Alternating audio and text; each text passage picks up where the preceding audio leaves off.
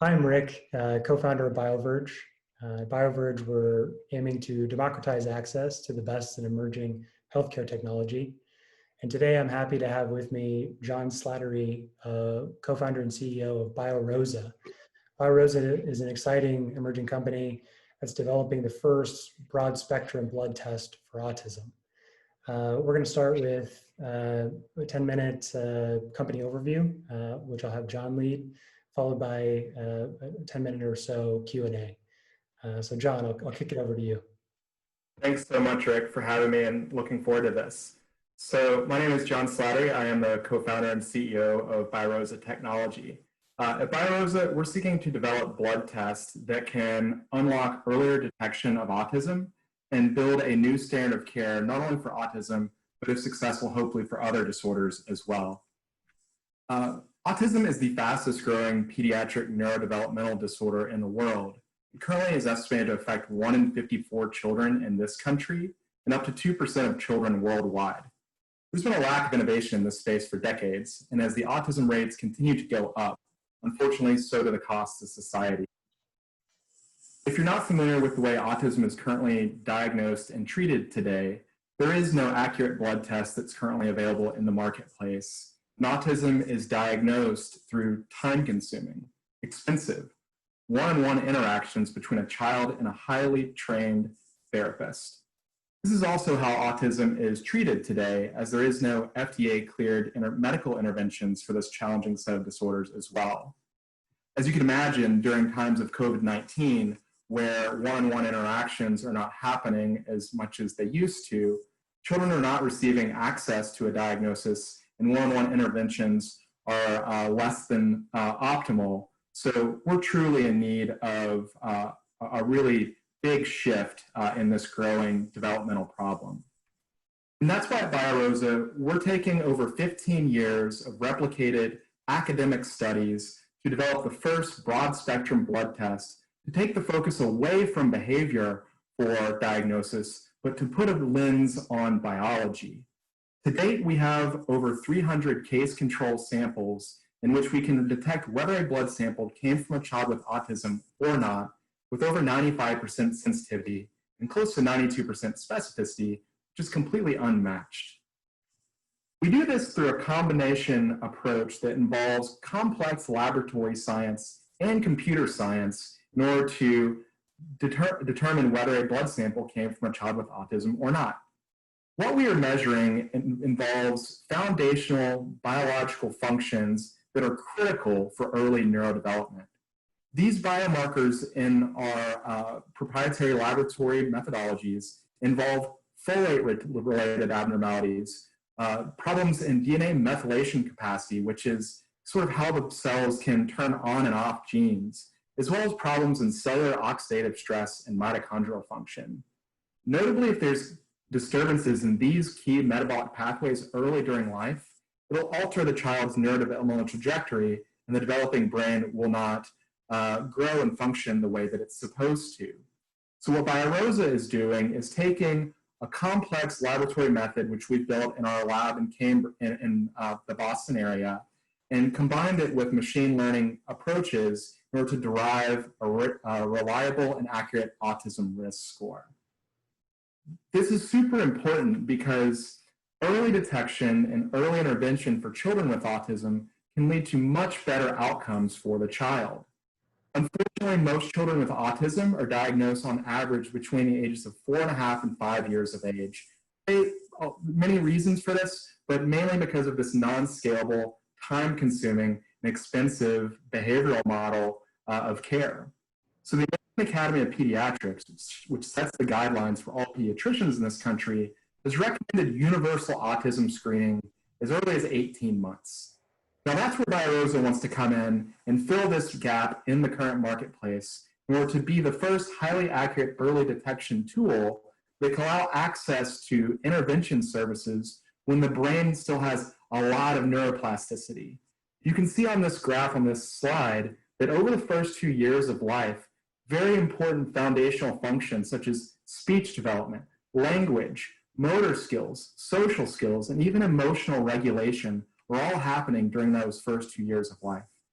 This is why the American Academy recommends getting children into services that are at risk for autism early in life, because you can take advantage of those early plasticity windows and lead to much better outcomes for the child. Unfortunately, this is not, while this is what we'd want to happen, it is not happening in this country, and children are missing the sweet spot for early detection and intervention. Now, certain children, about 10 to 15%, that actually can have access to early detection and early intervention services actually have the ability to recover from autism if you catch them early enough. Not all children have the ability to have this preferred outcome, so there's millions of people all around the world in which we need better solutions and newer therapies to aid those individuals as well. And that's why BioROSA kind of has a two-pronged approach to tackling this complex set of problems. We want to be an accurate early detection tool, but we also want to allow therapeutic companies, your large pharmas, your biotechs, your academic providers, to have more objective and quantifiable endpoints within their clinical studies to give them a better shot on goal to try and develop novel therapeutics.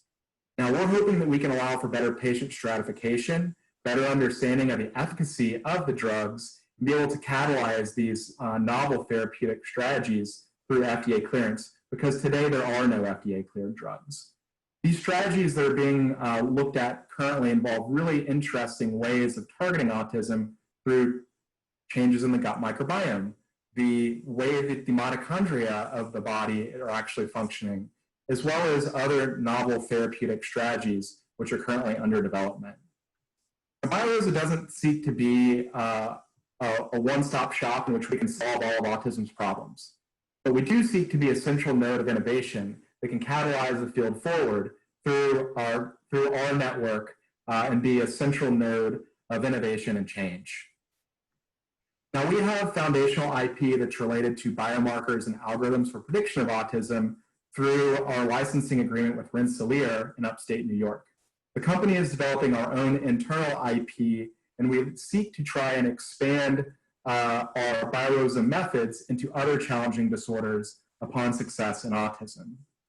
We're starting to see that many different neuropsychiatric and neurodegenerative conditions have similar shared pathophysiology that we're seeing in autism. We're hopeful that if the company is successful, we'll be able to expand into some of these other areas in time. Now, in under 2 years, with under $1 million in financing, we've been able to create a highly differential product offering and scalable laboratory service that may be able to unlock the black box of autism's biology.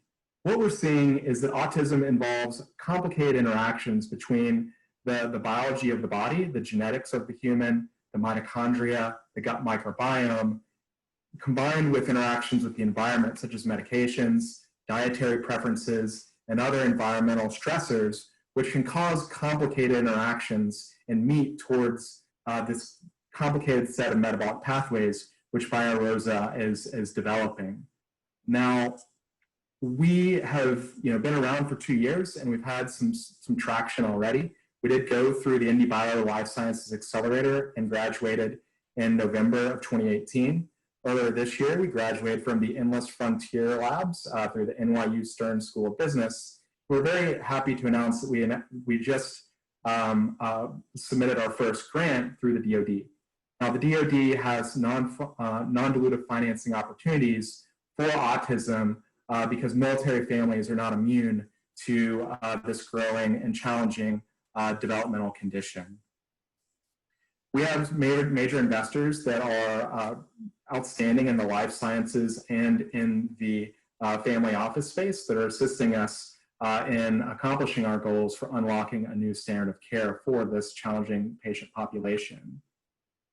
In terms of our commercial release, after clinical validation, we look to release our V10, our version 1 product offering in early 2023. We look to offer our version 2.0 lab test towards the end of 2024, 2025, with a target exit, after the company has had meaningful sales and revenue volumes.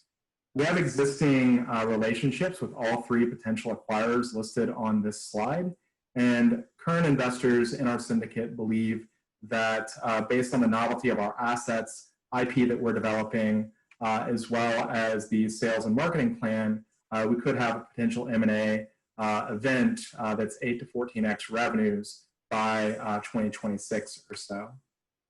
And we're the right team to solve this very complicated problem in autism spectrum disorders. I myself have over 10 years experience on the clinical research side, dedicated to the needs of patients with autism. My business partner and co-founder, Marie Causey, is our CSO.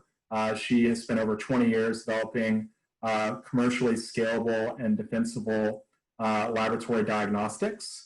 And I was very fortunate to bring Marie on as a founding team member. We have outstanding advisors that are assisting the company in many key ways. And if what we are doing sounds like something that resonates with you, we are a mission-driven organization that has a vision of the future for a possibility of prevention and recovery, but ultimately producing better outcomes for patients with autism and other disorders. Thank you. I have some questions for you, John, and appreciate the background during that presentation. Just wanted to dive deeper in a few areas. Can you shed some light on your reasons, your personal reasons for founding BioROSA? And then you just touched on the team, but would love to hear more about how you went about assembling your founding team. Yeah, that's a great question. So I spent, now it's close to a decade in autism research, but from 2010 to 2017, I'm from Little Rock, Arkansas originally, and our group in Arkansas, I oversaw the clinical translational research program for autism at Arkansas Children's Hospital. Tremendous clinicians, tremendous scientists really opened up my eyes to autism from a metabolic perspective. We were looking at early detection biomarkers. We were looking to try and develop new novel therapeutic strategies through targeting biology in order to improve behavioral symptoms of kids with autism. And we're having some major successes. You know, as things go nowadays, this kind of caught like wildfire in the parent autism Facebook communities. And we started having patients from all over the world come into our clinic in Arkansas. And it really kind of hit me like a ton of bricks that, you know, we were kind of catering to the rich. So for those people that could afford to come to us, they would have access to cutting edge clinical research, and some of these patients were having tremendous outcomes. There's a lot of health disparities throughout all of medicine, but in autism, unfortunately, you know, if you're a white child of means and a higher socioeconomic status, your access to early intervention and access to care is better than that of someone that is either Hispanic or African American, and that's just not okay. Additionally, you know, the fact that you know, only those that could meet us in Arkansas were the ones that were getting access to these cutting edge therapies and early detection tools. It really made me realize that what we were doing needed to be thought of through a different lens. So it really put a passion in me to help democratize what we're building in Arkansas, kind of at scale. And it also hit me that what we were doing in the academic setting wasn't going to cut it in terms of funding mechanisms, as well as sort of the scalability of your approach, and that, you know, a startup environment was more conducive to doing the double-blind multi-center trials, getting the sort of non-dilutive capital as well as dilutive capital that can really accelerate things and scale it. So that really is kind of, you know, what kind of drove me into BioROSA. Me being someone that's a clinical researcher by background, you know, I'm not a lab person by any means. I've always joked that if I'm in the lab, you know, there must be a fire. So, you know, I started looking for folks that have diagnostic industry expertise and successes under their belt. and very quickly ran across one of the most significant serial entrepreneurs in the diagnostic space, a guy named Stan Lapidus, who's on our advisory board. One of Stan's right-hand scientists at multiple of his companies that helped him develop assets that ended up leading to tremendous commercial successes is Marie Causey, who's my co-founder and CSO. I reached out to Marie, thinking that maybe I could just learn from her, primarily for many reasons, but one of the biggest failures in the autism diagnostic space is a company called Synaptics that Marie and Stan launched together back in 2010. And I learned very quickly that Marie had a bad taste in her mouth about how that went, and she really wanted to solve the autism problem. So I was very fortunate and lucky in order to bring on Marie as a scientific co-founder. And there's not many times in life you have an opportunity to do something over again, right? So we've gotten to learn a lot in terms of in the challenging world of startups and in clinical science and validation process to know what landmines not to step on. And we've got a lot of work ahead of us, but we're definitely being very careful and intellectually very honest in our approach. So I'm very lucky. That's great. Something that jumped out in the presentation was that BioROSA isn't singularly focused on just the diagnostic piece. There's a hub and spokes type model where you're interchanging with other people in the ecosystem. You're helping out with therapeutic development and other opportunities. How would you describe sort of the long-term vision for BioROSA, and where do you go from here? Yeah, great question. So what we want to do is we want to clinically validate biomarkers for early detection. So what we're sitting on in terms of the data that was presented in the presentation is based on academic studies that have been replicated, but the double-blind prospective validation studies have not been done. So that's where BioROSA sort of enters to do those exact studies in order to get these things accepted by the medical establishment in order to be a molecular biomarker that's been validated, right? So what that can do is, through starting with a validated molecular biomarker and algorithm, you can allow for early detection, and we know that early intervention services can work, right? It's one of the only things we do know in terms of treatments that do work. But there's this whole battery of things that, as you saw in the presentation, are being investigated and are in various stages of clinical development. So once you have clinically validated biomarkers, we're hopeful that we can also show that not only are biomarkers predictive of autism, sort of in a discriminate way of, yes, you are, no, you're not, but also seeing how the biomarker profiles correlate with symptom severity. So if you think about it in terms of how neuropsychological testing is done today, the way autism is diagnosed is through a one-on-one interaction between a child and a trained therapist. That takes about an hour. So you get a child in a room with a therapist. The therapist assesses the child's communication skills, their social skills, their play and leisure skills, and how they're interacting with toys and the environment, eye contact, and all those things, right? But if you also want to look at the child's intellectual capacity and like their IQ, you do another test. That takes about another hour. Then you want to look at the child's adaptive skills and their motor skills. That's another hour. So you keep going, and you start talking about an appointment that is, a 5 to 6 hour appointment process. It's evaluating many different areas of behavioral function and development. So that obviously is very time consuming. It's very expensive. It doesn't scale at all. It's very stressful for the clinician. It's very stressful for the parent. So if BioROSA can actually detect behavior as well as autism and show correlations there, then it really opens up this whole new world of being able to have a quantifiable set of biomarkers that basically gives sort of this overall symptom severity index. And then you can start tracking that over time and seeing how various interventions are affecting the patient.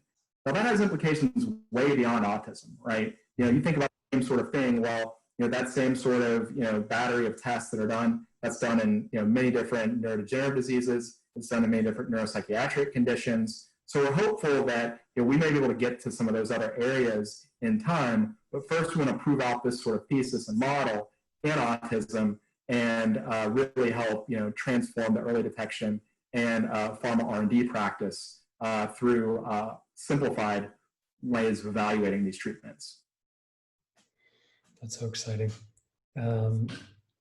It's also a very grand vision compared to the status quo, which is limited. What practically and realistically, what do you see as your biggest near-term challenges and the hurdles that stand in your way of realizing that vision? Yeah, so fundamentally, we're sitting on what looks to be very promising data, but we still haven't done the double-blind study. So in terms of what's next, and we're to start moving on our way to achieve this long-term vision that is very, very grand. We're hopeful that the way we got to think about this in terms of the current clinical problems, right? So right now, the way things work is, you want to get kids as early as 18 months into services, right? We saw that the average age of diagnosis is 4.5 to 5 years of age, unfortunately. So what that means, practically speaking, in this country and throughout the world, is that by the time that a parent suspects a problem in their child, or if a clinician determines there's an issue, and they make a referral to a diagnostic center, children are on wait lists right now. Those wait lists pre-COVID were ranged from anywhere from 6 months to 24 months, depending on your geography. So parents were waiting a very long time before they could even get in the door and get an evaluation to see whether the child even has autism or not. That's even worse now in COVID. So unfortunately, we've got a big bottleneck in terms of timely access to diagnosis. So what we want to do is we want to start with a 100-patient pilot study. You got to crawl before you can walk. Target children that have a developmental concern that are on those wait lists. They've yet to receive an official evaluation for autism. So we're going to look at our biomarkers and algorithms against today's gold standard, which is that one-on-one interaction between a child and a trained therapist. We also want to do some of those other tests, the IQ test, the adaptive behavior test. We want to look at the child's motor symptoms and language, all of those things as well in very granular detail. So the 100-patient pilot study is what is next for us. If there's a signal there, that's not going to be something that's going to, hooray, let's go commercialize this. It's gonna lead towards the next round of a more, a larger study and a multi-center trial that is truly what the medical establishment would need in terms of really buying into this. For us, ultimately, another big issue in terms of what does a long-term success look like is reimbursement. So we want to make sure that multi-center trial also really is considering getting buy-in and stakeholders from the payer side of things as well, and that the study is designed appropriately. It's kind of a stepwise approach. Sure, no, that makes sense. You may have touched on this, but hear me. For the 100-patient trial, what is the approximate timeline to initiating that? Has all the study protocols been drafted, if not approved? And one follow-on, how long is that? What's the term of the trial? Great question. So the trial is looking to launch in Q1 of next year. Mm-hmm. And pending enrollment and recruitment, we anticipate that being a 6 to 9 month study. So we think that we could have the last patient in and the study completely done with all data now analyzed by the end of next year. So that would be sort of around Q4 of next year. We'd have the full readout of that 100-patient study. That's great. I was going to ask about your next closest milestone, and that might very well be the study initiating and obviously completing. Is that true? Are there other things that are sort of continuing in development in parallel? Uh, how would you answer that if I were to just ask it off the cuff? Yeah, great question. So that's definitely a true value inflection point that would most likely unlock the next level of valuation and financing for the company. But in the meantime, what we're working on is working to ink some of these collaborations with the therapeutic partners, which also is great external validation, as well as partnerships for sort of the long-term vision. We're also working on other ways to simplify the blood collection process, as well as stability protocols for the clinical trial itself, which is other sets of IP and validation methodologies.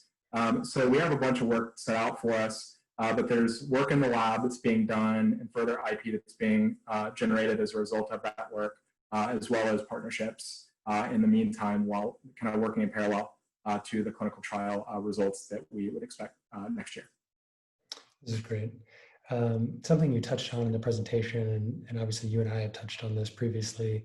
I'd love to share this more broadly.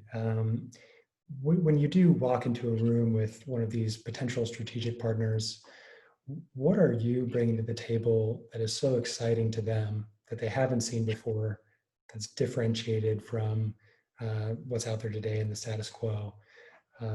Just curious, of that value proposition and how you present BioROSA to them. Yeah, so it kind of boils into a few different areas. So we're very fortunate in that what we're building off of is a large body of academic research that's really been going on for 15 to 20 years. So we have a lot of data. Like there's no shortage of data. We don't have the true data that we need in terms of next true value inflection points, but we're sitting on some pretty amazing results from what has happened on the academic side of things, which is promising, right? So not only do we have a set of biomarkers and an algorithm that is highly accurate at differentiating autism from non-autism, we're also seeing that there already is initial data that shows that the biomarker profiles do correlate with symptom severity. We need to stress test that further, and there's a lot of unknowns, right? But we do show that so far with what's been analyzed. And additionally, there's also data that shows that changing the underlying biological score can predict improvements in a patient's behavioral scores, which no one else has. So that really, kind of stealing from the software industry, it's almost like a full stack offering in terms of neurodetection and therapeutic monitoring approach that really no one else has. So that's very compelling and exciting to some of these partners. And the other side of the coin that I think really is a strength of this company and the management team is, Marie is very, very, very keen on being very intellectually honest and being very transparent in terms of where things are and the risks that are involved. So we don't go into these things like a sales pitch. We go into it as there's a lot we need to learn. There's a lot that needs to be done. There's, a lot of uncertainty in many areas. But if we lock arms and go in this together, then we're much stronger than going at this independently. And that really is something I think speaks strongly to these folks, because it really is kind of opening up that opportunity. It's not just, a company that's, fee for service or something. It's truly a partnership. And I think it really opens up a differentiating factor that, at least from what we've been told, is different than a lot of companies and groups out there. So we try and be very, very honest and transparent. That's so exciting. Lastly, I wanted to, ask about the impact that BioROSA could have on the world, but I'm going to reframe that and just, because we talked about sort of the status quo, and, changing that status quo is part of this impact. Could you just sort of paint a picture of a patient journey with, Sure. sort of after all is said and done and BioROSA has done what it's came to do, Yep. what does that future state look like for both patients and families affected by autism? Well, that's what keeps me going. So, what we think is possible is a future in which you have a kid earlier during development. Let's just say, 18 months. Can we get earlier than that? Maybe, TBD. But let's just say 18 months. You have a kid at 18 months. You end up having the BioROSA test done in order to make sure that you can determine very quickly that that child either has autism or they don't. And they get referred out to other services. So we really speed up access to a behavioral diagnosis. We also have worked to develop new therapies with our partners. So maybe you not only have a positive BioROSA test, but that also signals that this kid needs a microbiome modulation therapy, or maybe they also need something that addresses oxytocin in the body. And so you put these kids on these targeted interventions. It's a new precision medicine model of care. And then you put them in the behavioral services. So you kind of have this combined approach. Just like in psychiatry, you have, you've got antidepressants, you've got cognitive behavioral therapy. It's better if you combine those things. But autism doesn't have that today. So if we can start combining therapeutic approaches with biology, and biological detection and intervention and behavioral therapy, then I think that what's going to happen is then you bring the kid back to the clinician and you test them again and say, oh, wow, you've had a significant shift in your metabolism, and this is correlated to, X% improvement in the child's overall development and behavior. Then, maybe you adjust the therapy and say, okay, let's dial this up, turn this down, et cetera, bring them back. And so now you really start pushing the field forward to a whole new medical model of care that's beyond just the current behavioral model. So, I think that there's a possibility that, could we lead towards prevention for certain kids? Maybe. Could we lead to recovery for more kids? Because that has happened already. It's just not the numbers that we'd want. Absolutely. Can we fundamentally create a whole new standard of care in which we have better outcomes for most people affected by autism? Yes. Like that is the dream. That is the goal, and we won't stop until we get there. Man, exciting doesn't quite capture it. Invigorating, I think, is better said. And thank you. Obviously, we're big supporters, and we're excited to, introduce BioROSA to people who haven't heard about it, and support you in every way that we can. For anyone that's watching that's interested in BioROSA and potentially has a question for John or us, you can reach us at info@bioverge.com and just put BioROSA somewhere in the body or the subject, and we'll be sure that gets answered. And other than that, John, thank you so much. We're certainly rooting for you. Thanks for having me. Thanks for your support, and it's always a pleasure. So thank you.